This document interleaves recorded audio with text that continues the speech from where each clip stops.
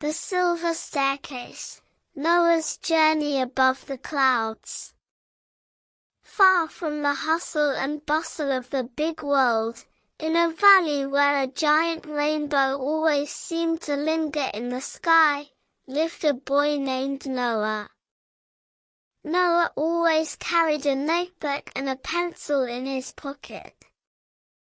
But he didn't write down what he saw, he only wrote down what he imagined when he looked up at the sky. To him, the clouds were like giant white islands floating in a sea of blue.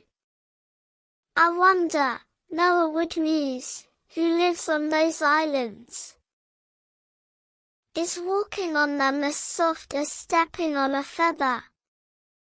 The silver thread in the great climb. One Sunday morning, the sky was so bright that Noah couldn't take his eyes off it. While sitting under the ancient silver-leaf tree in his garden, he noticed a shimmering crystal thread hanging between the branches. This thread was washed in sunlight and seemed to be calling out to him.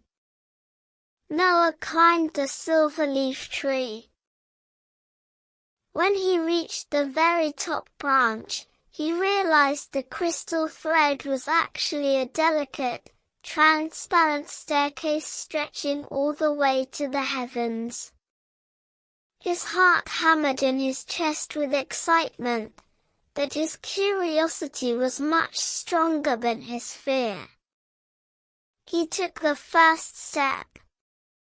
The steps felt as soft as cotton, yet as firm as a rock. As Noah climbed higher, his house turned into a tiny box and the river below became a thin silver ribbon. Finally, he poked his head through a thick white mist. He was above the clouds. Atlas, the architect of the sky. Walking on the clouds felt like stepping on the softest loaf of warm, freshly baked bread. As Noah looked around, a magnificent figure draped in a deep blue cloak appeared. This was Atlas, the guardian of the sky and the shaper of clouds. Atlas's eyes sparkled like the deep ocean, and tiny flecks of stardust fell from his long white beard. "Welcome, Noah," Atlas said. His voice was as deep as a roll of thunder but as soothing as a lullaby. "I have been waiting for you. Today, the winds are restless and indecisive. The shapes of my clouds have become all tangled.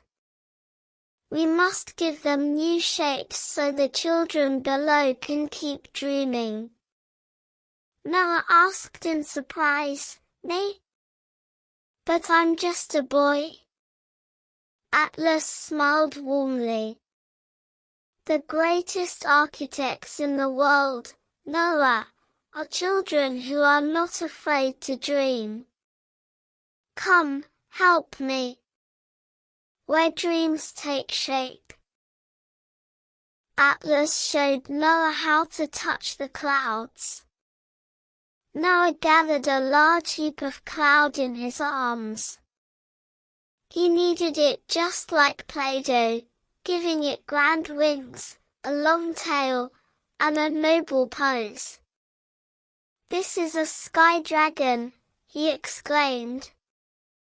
The dragon shimmered for a moment and began to soar gracefully through the air.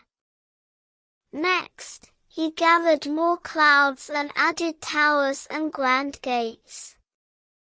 "And this is the Star Castle," Noah said. Atlas was amazed by Noah's creativity. Together, they turned the sky into a giant storybook.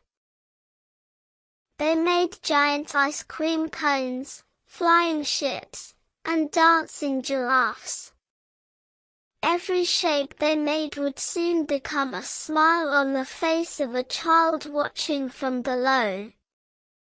Gus the grey cloud and the song of the rain. Suddenly, Atlas's face grew a little serious. "Noah, look," he said, pointing towards the horizon. There, standing apart from the others, was a dark, heavy-looking cloud. This was Gus, the rain cloud.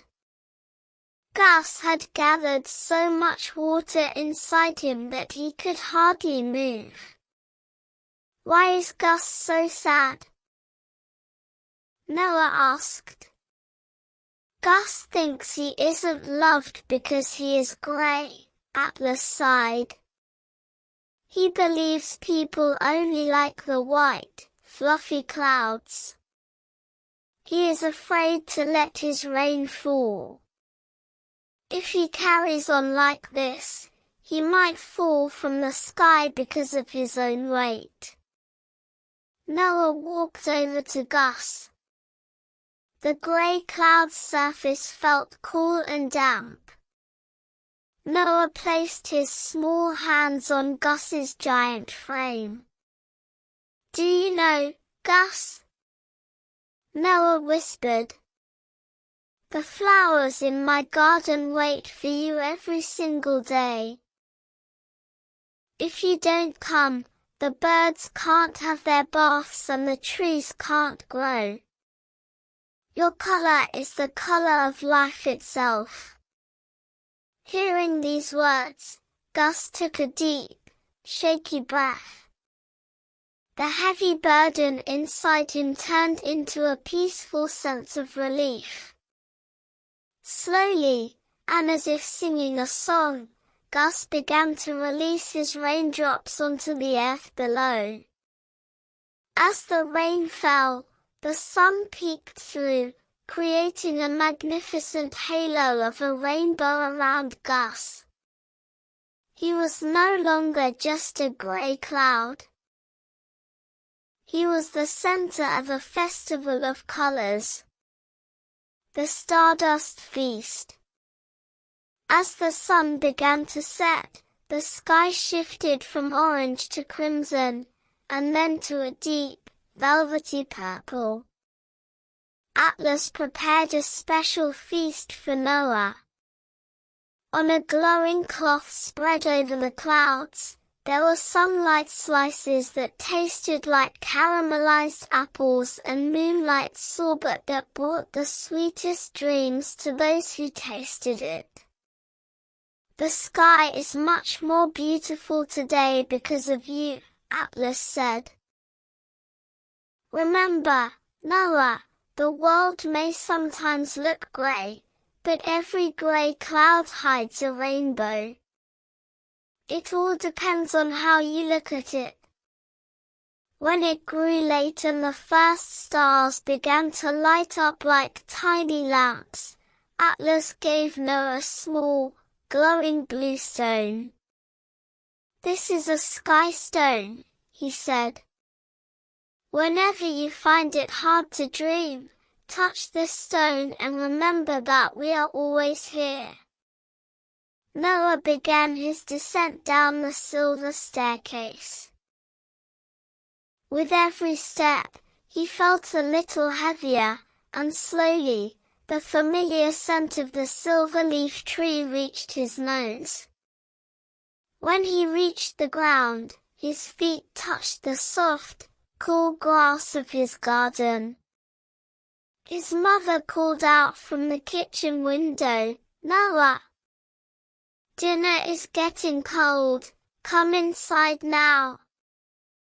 Noah smiled, tucked the glowing stone into his pocket, and waved at the sky, at Atlas and at Gus, who now looked much lighter. "Coming, Mum," he shouted. "I was just helping my friends in the clouds." That night, as Noah lay in bed, he watched the moonlight streaming through his window. He knew now that clouds weren't just water vapor, they were the shared dreams of everyone. And whenever he wanted, the silver staircase would always be there, waiting in his imagination.